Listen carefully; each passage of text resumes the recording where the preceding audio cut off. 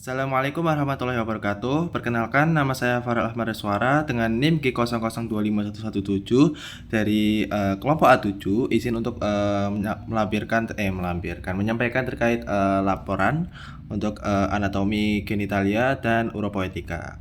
Langsung saja, yang pertama kita masuk ke anatomi OGM atau organ genitalia maskulina. Nah, yang pertama ada penis. Penis itu dia organ yang berbentuk tubuler, lalu dia ini merupakan alat kopulasi pria dan berhomolog dengan klitoris pada wanita. Nah, pas fase embriologi, mereka tuh sama-sama berasal dari tuberculum genitalis. Nah, pada pria itu berkembang jadi penis, kalau untuk wanita itu tidak berkembang, makanya jadi klitoris. Nah, hal ini dipengaruhi oleh faktor hormonal. Nah, penis itu ada dua pars, ada pars fixa atau radix penis, yaitu ada bulbus dan juga crus penis, dextra et sinistra. Lalu ada pars libera, yaitu ada corpus spongiosum dan juga corpus cavernosum. Lanjut, kita ke pars fixianya. Oke, sebentar ini agak mengganggu dikit. Oke, untuk pars fixanya ini ada bulbus penis. Itu dia terletak di tengah, terus diapit oleh crus penis dextra et sinistra. Nah, ke distalnya itu dia akan berlanjut menjadi corpus spongiosum dan garis penis. Lalu ada crus penis. Crus penis itu terletak di lateral bulbus penis, terdiri dari struktur dextra sama sinistranya, dan pada bagian dorsalnya itu akan membentuk corpora spongiosa. Oke, maaf aja agak batuk. Lanjut, selanjutnya ke pars libera. Pars libera ini dia ada dua tadi, yaitu ada corpus spongiosum sama cavernosa. Nah, corpus spongiosum itu terletak di bagian ventral corpus yang mana dilewati oleh uretra pars spongiosa, dan pada distalnya itu dia melebar menjadi glans penis. Sedangkan untuk tadi bukan corpus tapi corpora cavernosa, karena dia ada dua, itu dia terletak di bagian dorsal penis, merupakan jaringan erektil utama dan terdapat dua tadi seperti yang saya sebutkan sebelumnya, lalu ditutupi oleh tunika albuginia tebal. Nah, ruang corpora cavernosa itu disebut cavernae atau sinusoid cavernosum. Terus di tengahnya itu terdapat arteri profunda penis atau arteri cavernosus. Oke, lanjutnya ke pars fixanya lagi. Itu pars fixa itu diperkuat oleh musculus ischiocavernosus, yaitu nanti berinsersi pada crus penis. Lalu untuk musculus pulpus spongiosus, yaitu nanti akan berinsersi ke pulpus penis.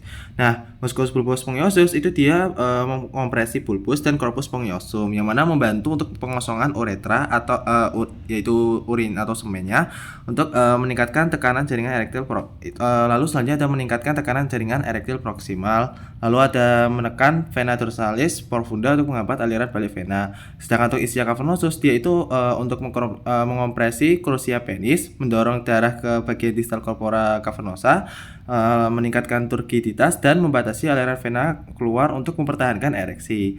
Selanjutnya kita masuk ke vaskularisi penis. Nah, vaskularisi penis itu ada arterinya, yaitu ada arteri penis yang mana merupakan cabang dari arteri pudenda interna dan juga eksterna. Nah, untuk suplai arteri penisnya itu ada arteri profunda penis atau cavernosa yang merupakan cabang dari pudenda interna yang menyuplai darah ke corpora cavernosa penis. Bercabang dua ketika menembus tunika albuginia, arterioles dan arteri Helsinkiae yang mana memasuki ke cavernae. Ada arteria bulbi penis yang menyuplai darah ke corpus spongiosum penis. Ada arteria dorsali penis, ada arteria uretralis, arteria bulbi uretralis, dan arteria pudenda eksterna, yang mana merupakan cabang dari arteri femoralis. Yang fungsinya untuk arteria pudenda eksterna itu menyuplai darah ke kulit dan masih penis. Terus sistem venanya itu ya bermuara pada vena pudenda interna. Lalu untuk vaskular penis seperti berikut. Oke, kita lanjut ke vaskularisi penis lagi, yaitu pada bagian cavernosa penisnya itu terdapat arteri Helsinkiae yang merupakan cabang dari arteri cavernosa penis atau arteri profunda penis yang menyuplai darah ke rongga-rongga cavernae ketika terjadi ereksi. Oke, lanjut kita ke drainase limfatika penis.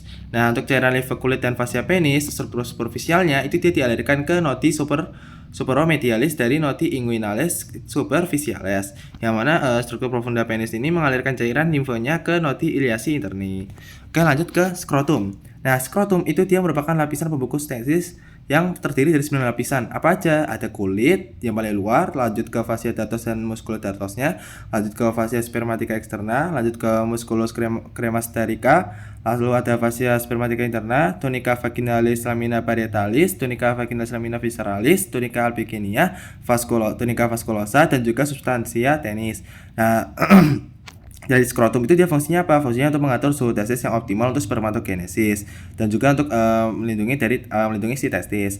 Nah, pada bagian mediana skrotum itu terdapat yang namanya rapes skroti atau garis skroti. Lanjut ke funiculus spermaticus. Funiculus spermaticus itu dia merupakan struktur penggantung testis. Nah, dia juga merupakan sekumpulan struktur yang dibungkus oleh 3 lapisan, yaitu fascia spermatica externa, musculus crematerica, dan juga fascia spermatica interna. Nah, struktur terdapat funiculus spermaticus, jadi itu dia ada yang pertama ada arteriae-nya, itu ada arteriae testicularis cabang aorta abdominalis, terus ada arteria differentialis cabang arteri vesicalis superior, terus ada arteria spermatica externa. Untuk venanya itu dia vena testicularis yang membentuk plexus venosus pampiniformis. Lalu untuk nervusnya itu ada nervus genitofemoralis dan juga plexus femoral ticus. Lalu ductus deferensnya itu dia setelah melewati annulus inguinalis profunda, ductus deferens atau vas deferens akan memisahkan diri dari funiculus spermaticus. Nah, terus ada testis. Testis itu dia merupakan struktur yang berhomolog dengan ovarium pada wanita. Nah, terletak di mana? Di dalam skrotum dan terdapat sepasang. Nah, yang lebih kiri itu dia lebih rendah daripada yang kanan karena funiculus spermaticusnya itu lebih panjang. Terus funiculus spermaticus itu dia berfungsi untuk menghubungkan testis dengan struktur yang terletak dalam cavum abdomen yang merupakan tempat testis berasal pada masa embrio. Lanjut ke lapisan pembungkus testis. Nah, itu ada tunica vaginalis, yaitu kita ada lamina parietalis yang menempel pada fascia interna skrotum dan lamina visceralis yang menempel langsung pada substantia testis. Di antara lamina parietalis dan visceralis itu terdapat suatu ruang yang disebut cavum vaginalis testis. Tunica albuginia itu dia tujuan tunica albuginia yang masuk ke dalam testis yang disebut sebagai septum atrabecula yang membagi testis menjadi 200 sampai 300 lobuli. Nah, di dalam setiap lobulus itu terdapat tubuli contorti seminiferi. Terus ada tunica vasculosa yang terdiri dari pembuluh darah dan jaringan ikat longgar. Oke, lanjut ke vaskularisasi testisnya. Itu dia ada arterinya, itu ada arteri testicularis cabang aorta abdominalis yang mana ada 2, ada arteri ductus deferentis cabang dari arteri vesicalis inferior, sama arteri crematerica yaitu cabang dari arteri epigastrika inferior. Untuk venanya, vena testicularis yang keluar sebagai jalinan vena yaitu plexus venosus pampiniformis. Nah, ada 2, ada vena testicularis dextra yang bermuara ke vena cava inferior, ada vena testicularis sinistra yang bermuara ke vena renalis sinistra. Oke, lanjut saja. Itu inervasi testis. Inervasi testis ini ada 2, ada plexus testicularis atau yang otonom, itu cabang segmen thoracicae 10 sampai 12. Lalu untuk nervus genitofemoralis atau cerebrospinal itu cabang segmen lumbal 1 sampai 2. Oke, lanjut ke epididymis. Nah, epididymis ini dia melekat pada sebelah lateral margo posterior testis. Fungsinya apa? Untuk menyimpan spermatozoa dan mematangkan spermatozoa. Fixatornya itu ada ligamen epididymis superior dan inferior. Untuk supply arteri dan stemma vena epididymis itu sama seperti arteri et vena testis. Nah, drainase limfonodi itu bermuara pada limfonodi paraortiki atau limfonodi lumbales. Nah, untuk epididymis itu terdapat ductus aberrans superior yang melekat pada rete testis. Terus juga terdapat ductus aberrans inferior yang melekat pada corpus epididymis bagian bawah. Lanjut ke ductus deferens. Nah, ductus deferens ini dia lanjutannya dari epididymis sebelum ke ductus ejaculatorius. Pada bagian distalnya itu dia mengalami pelebaran yang kemudian disebut sebagai ampulanya. Nah, ampula ductus deferens ini dia bakal bersatu sama saluran keluar vesikula seminalis yang membentuk ductus ejaculatorius yang bermuara pada ostium ductus ejaculatorius pada colliculus seminalis glandula prostatica. Nah, fungsinya apa sih? Untuk ductus deferens ini fungsinya mengangkat sperma dari epididymis ke ductus ejaculatorius untuk bersatu dengan sekret kandung kemih. Terus habis itu ductus deferens. Ductus deferens ini lanjutannya tadi itu ada arterinya. Kita akan membahas arterinya. Itu ada arteri ductus deferens cabangnya arteri vesikalis inferior, ada arteri vesikalis medial, sama arteri vesikalis superior. Venanya itu vena akan bermuara ke plexus venosus pelvicus, plexus papiniformis, plexus prostaticus, sama vena vesikalis. Inervasinya itu ada plexus deferentialis cabang plexus dan hippocraticus inferior. Lanjut ke jalur perjalanan sperma. Nah, ini ada jalur perjalanan sperma yang mana dia awalnya dihasilkan gamet tubulus quadrutus seminivorus dalam testis. Terus dia menuju ke tubulus rectus seminivorus, terus ke rete testis, habis itu ke ductus efferens, terus ke epididymis, ke ductus deferens, terus ke ampulla ductus deferens, terus dari ductus deferens ke ampulla ductus deferens, ke ductus ejaculatorius yang mana nanti bersatu sama vesicula seminalis, terus ke ostium atau pembukaan ductus ejaculatorius, lalu ke uretra pars prostatica, lalu ke uretra pars membranosa, sama lalu ke uretra pars spongiosa, dan yang terakhir yaitu ke ostium uretra externum. Lanjut ke klinisnya. Nah, tadi sesuai soalnya itu kan dia di sini ada disertakan bahwa ada peserta laki-laki yang mengeluh nyeri hebat pada daerah skrotumnya setelah terjatuh. Nah, tapi di sisi lain itu ada juga peserta yang mengeluh ada benjolan di skrotum yang terasa seperti sekumpulan cacing. Sedangkan ada juga bapak yang sering bolak-balik ke toilet karena sering BAK atau buang air kecil. Nah, itu sebenarnya apa sih untuk klinisnya? Jadi untuk peserta laki-laki yang merasa daerah skrotumnya itu nyeri hebat ya setelah terjatuh, itu karena dia mengalami yang namanya torsio testis atau terpelintirnya funiculus spermaticus yang berakibat pada strangulasi arteria testicularis yang kemudian dapat menyebabkan infark ataupun nekrosis testis. Oke, terus selanjutnya untuk yang tadi laki-laki yang mengaku skrotumnya seperti ada kumpulan cacing. Nah, itu dia karena dia mengalami varikolele, yaitu merupakan dilatasi abnormal pada vena dari vena pada plexus venosus papiniformis akibat gangguan aliran darah vena. Nih, aliran balik vena. Oke, lalu untuk tadi pria atau bapak-bapak yang kesulitan kencing itu dia karena mengalami pembesaran prostat atau benign prostat hiperplasia. Hiperplasia jaringan prostat itu dapat menyebabkan obstruksi uretra sehingga menimbulkan kesulitan buang air kecil, yang mana umumnya terjadi di zona transisi prostat. Nah, penanganannya itu bisa melalui TURP atau transurethral resection of the prostate. Oke, lanjut ke organ uropoetika. Oke, dari soal menyebutkan bagaimana pembagian terkait organ sistem uropoetika. Nah, pertama kita harus lihat dulu dari ginjal. Nah, ginjal ini dia itu merupakan organ retroperitoneal yang mana terletak pada dinding posterior abdomen. Terdapat juga glandula adrenal di polus superiornya. Fungsinya apa? Fungsinya itu secara ekskresi itu menyaring darah dengan membuang sisa metabolit zat kimia asing dan zat-zat yang tidak diperlukan tubuh. Untuk secara filtrasinya itu dia menyaring darah dan memulai proses pembuatan urin. Secara regulasi dia mengatur keseimbangan pH, volume, dan komposisi cairan tubuh. Lalu untuk fungsi secara sekresinya itu dia mensekresikan hormon-hormon. Nah, lanjut ke ureternya. Nah, ureter itu dia merupakan saluran muskular berbentuk pipa yang membentang dari ren ke fasies posterior vesika urinaria. Nah, ureter ini dia ureter itu dia memasuki apertura pelvis superior dan berjalan di anterior dari percabangan arteri iliaca communis, lalu ke lateral sepanjang dinding dan dasar pelvis. Nah, dalam pelvis itu ada ureter itu disilang oleh ductus deferens pada pria dan arteria uterina pada wanita. Fungsinya apa sih? Fungsinya itu yang pertama, yaitu perantara aliran urin dari pelvis ginjal menuju kantung kemih. Yang kedua, nah karena dia memasuki kantung kemihnya dalam posisi miring atau diagonal, itu bisa mencegah reflux urin ke ureter kembali saat kantung kemihnya itu penuh. Nah, berbicara soal kantung kemih, selanjutnya kita akan masuk ke vesika urinaria. Vesika urinaria ini atau kantung kemih dia adalah kantong muskulus membranosa yang berfungsi buat menampung urin sementara. Nah, terletak di cavum pelvis saat kondisi kosong dan mengembang ke superior hingga cavum abdomen saat penuh. Vesika urinaria itu dia memiliki posisi yang lebih tinggi pada anak-anak. Nah, saat lahir itu VU dia hampir seluruhnya berada di cavitas abdominalis. Nah, uretra itu dimulai kira-kira di batas atas symphysis pubica. Dengan bertambahnya usia, vesika urinaria turun sampai setelah pubertas ketika vesika urinaria dalam posisi dewasa. Lalu, untuk bentuknya dari VO itu dia seperti piramid yang mana memiliki apex pada bagian anteriornya, basis pada bagian posteriornya, dan satu fasies superior serta dua fasies inferior lateral.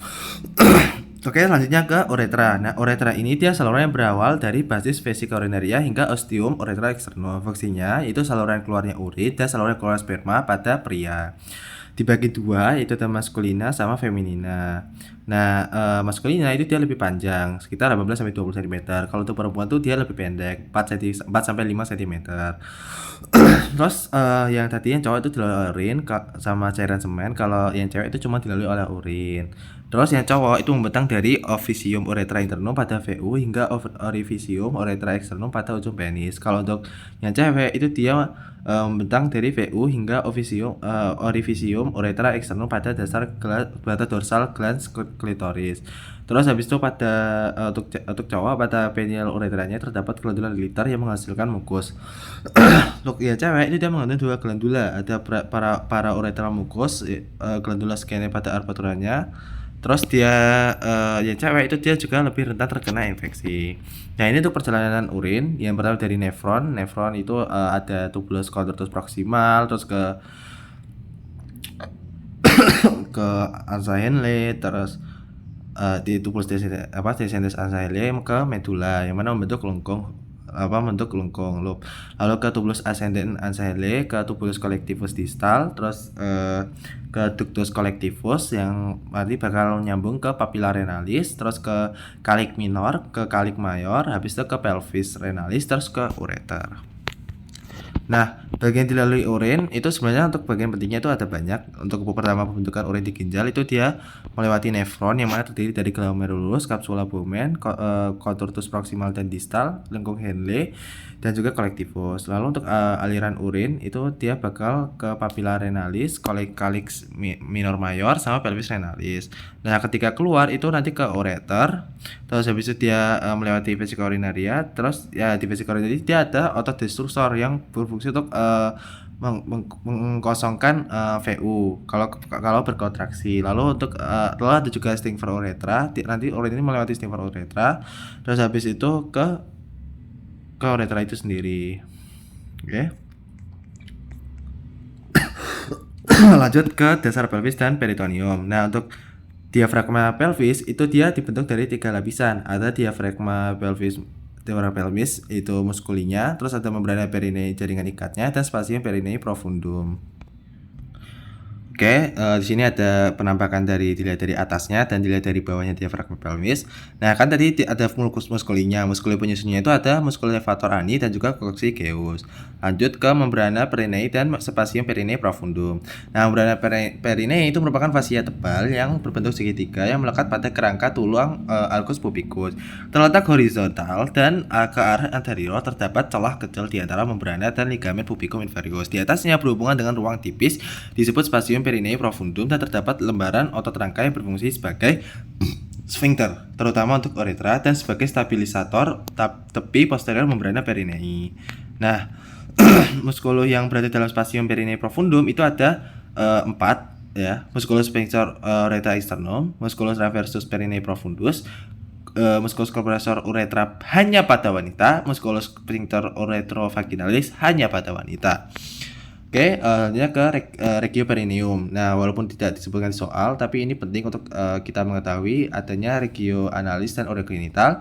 Nah, untuk letaknya itu dia di bawah dasar pelvis, lalu untuk bentuknya itu dia berlian yang dibagi sebentar, mohon maaf. Nah, bentuknya itu berlian yang dibagi menjadi 2 regio oleh garis khayal yang menghubungkan kedua tuber ischiaticum menjadi 2 regio. Ada urogenital sama anterior. Nah, terus batasnya itu ada anterior, yaitu margo inferior symphysis pubicum, lateralnya rami ischiopubica anterior pada anteriornya, ligamen sacrotuberal pada posteriornya. Lalu untuk posterior itu ada apex os coccygeus. Nah, jadi sebenarnya urogenital itu dia yang bagian depan anteriornya. Kalau untuk analisnya itu dia di bagian belakang, yaitu ada ana laboratory ini. Oke. Kita lanjut aja ke pembahasan selanjutnya, yaitu ada regio genital yang lebih lanjut ke prianya, yaitu pada pria itu dia ini ditembus oleh uretra. Urutannya itu ada kulit, fascia perineum superficialis, fascia perineum profunda, spasium perineum superficialis, fascia diafragma genital inferior, spasium perineum profunda, dan juga fascia diafragma genitalis superior. Kalau untuk wanita dia dilalui oleh kulit, dia pertama dia itu ditembus oleh uretra, ditembus oleh vagina di bagian posterior uretra. Strukturnya itu dia hampir sama kayak pria, tapi ada sedikit modifikasi. Urutannya ada kulit, terus fascia perineum superficialis, lalu ke fascia perineum profunda, ke spasium perineum superficialis, lalu ke fascia diafragma genital, ke spasium perineum profunda, dan juga ke fascia diafragma genital superior. Nah, kita lanjut ke keadaan klinisnya si ibu. Nah, si ibu hamil ini kan dia ingin melahirkan. Nah, sebelum itu kita harus tahu dulu perbedaan pelvis cowok pada cewek. Nah, sebenarnya untuk cowok versus cewek itu gampangannya untuk pelvisnya cewek itu dia bisa melebar. Kenapa? Karena itu tuh bisa memungkinkan untuk bayinya itu keluar lewat bawah. Nah, terus untuk perbedaannya lebih detailnya itu ada di sini, yaitu untuk wanita aditus pelvisnya itu bulat, kalau pria itu seperti jantung. Eksitus pelvisnya wanita itu luas, pria itu sempit. Osakrumnya itu wanita itu pendek, luas, kurang melengkung. Kalau pria itu panjang, sempit, melengkung ke depan. Os coccygeusnya wanita itu lentur, pria itu kuat. Os iliumnya wanita itu miring ke lateral, prianya itu lebih tegak. Cavitas pelvicusnya untuk wanita itu dia dangkal luas, kalau untuk pria itu dalam sempit. Tulang pelvisnya tipis tidak kuat, kalau pria itu tebal kuat. Arcus pubisnya wanita membulat, pria sempit. Foramen obturatumnya wanita triangular kecil, pria triangular lebar. Acetabulumnya untuk wanita kecil, untuk pria luas. Incisura ischiadicanya untuk wanita luas dangkal, untuk pria sempit dalam. Spina ischiadicanya untuk wanita tidak menonjol dan pria menonjol. Oke, lanjut. Nah, untuk karena wanitanya mau melahirkan, maka dibutuhkan yang namanya bidang Hodge. Bidang Hodge ini digunakan dalam obstetri untuk mengukur sejauh mana penurunan kepala janin ke dalam panggul ibu selama proses persalinan atau melahirkan tersebut. Nah, untuk bidang Hodge itu dia dibagi menjadi 4. Ada satu yang ditarik dari tinggi aditus pelvis. Lalu ada bidang Hodge 2 yang ditarik melalui tepi bawah sifilis osis pubis dan sejajar dengan bidang Hodge 1. Bidang Hodge 3 yang mana sejajar dengan bidang Hodge 2 itu dia ditarik dari setinggi spina ischiadica dan sejajar dengan bidang Hodge 1 dan 2. Untuk bidang Hodge 4 yang sejajar dengan atasnya itu dia ditarik setinggi os coccygeus dan sejajar dengan bidang Hodge atasnya. Oke, lanjut ke episiotomi. Episiotomi ini jadi kan tadi melahirkan tuh. Nah, selama melahirkan itu kan perineumnya akan meregang dan akan robek. Nah, untuk mencegah rupturnya musculus sphincter ani itu dilakukan yang namanya episiotomi. Nah, ada 2 tipe tapi. Yang pertama ada median yang kedua ada mediolateral. Nah, pada episiotomi median itu sayatannya dimulai pada garis tengah komisura posterior lurus ke bawah, tetapi tidak sampai mengenai serabut Stickler ani. Kalau untuk mediolateral itu sayatan dimulai 45 derajat dari midline. Oke, terima kasih telah menonton. Assalamualaikum warahmatullahi wabarakatuh.